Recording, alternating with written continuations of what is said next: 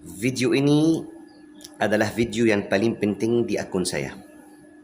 Maka tolong fokus banget.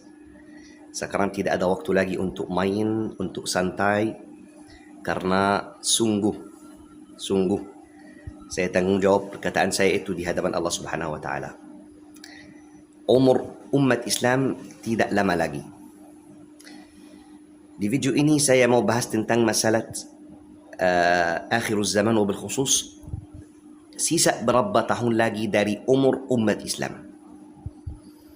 Sebenarnya tidak ada hadis atau ayat yang bilang umur umat Islam harus misalnya 1500 tahun atau 2000 tahun atau yang lain. Tetapi Al-Imam As-Suyuti rahimahullah dari satu hadis sahih ya dan beberapa hadis dhaif ya. Sebenarnya hadis dhaif itu bukan artinya hadis maudhu' atau makdzub. Bisa jadi hadis sahih kalau memang terjadi berarti hadisnya sahih. Walaupun sekarang dibilang hadis dhaif, tapi kalau sudah terjadi berarti hadis sahih. Beda dengan hadis maudhu' atau makdzub.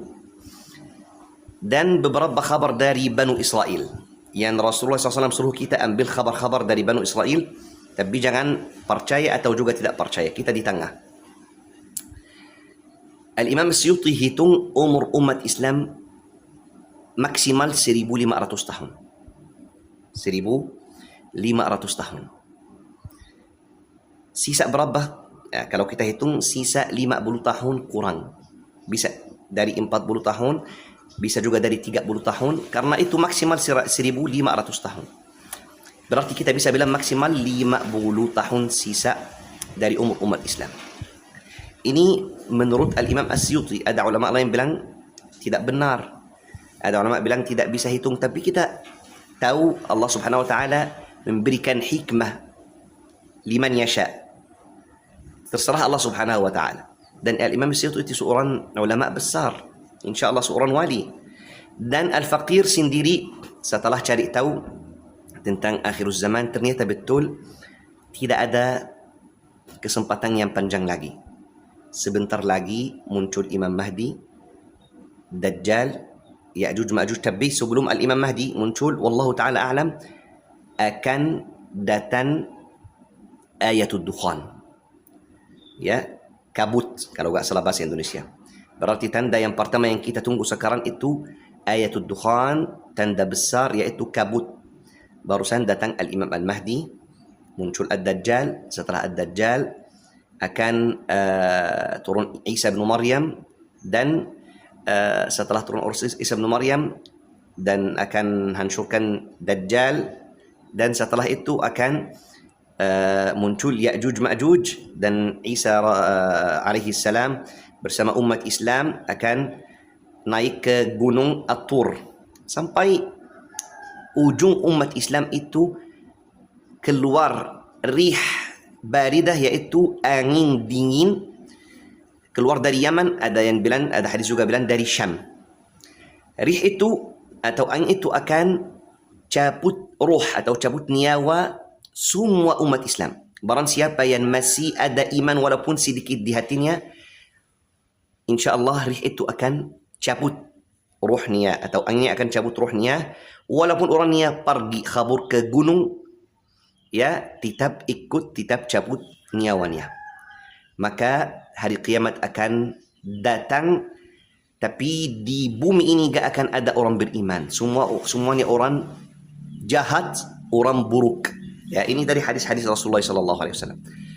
Berarti Al-Faqir ikut pendapat Al-Imam As-Suyuti.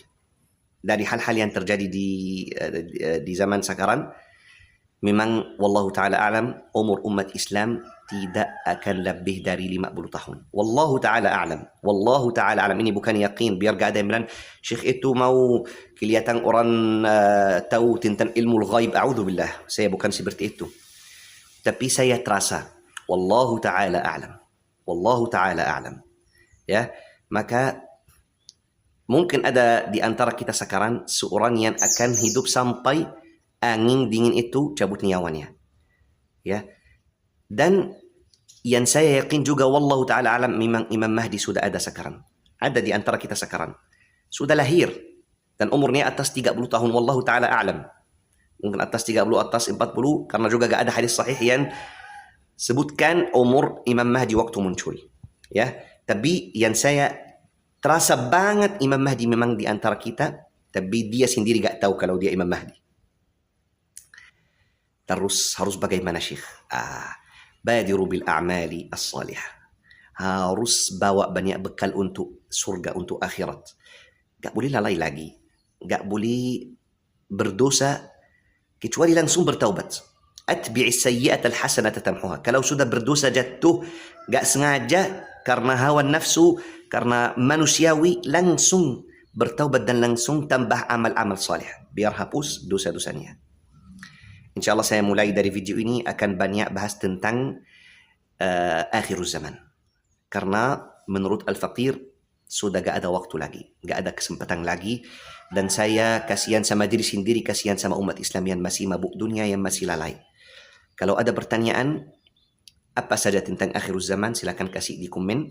Dan insyaAllah saya akan buat video kalau lihat pertanyaannya bermanfaat dan penting. Terima kasih. Wassalamualaikum warahmatullahi wabarakatuh.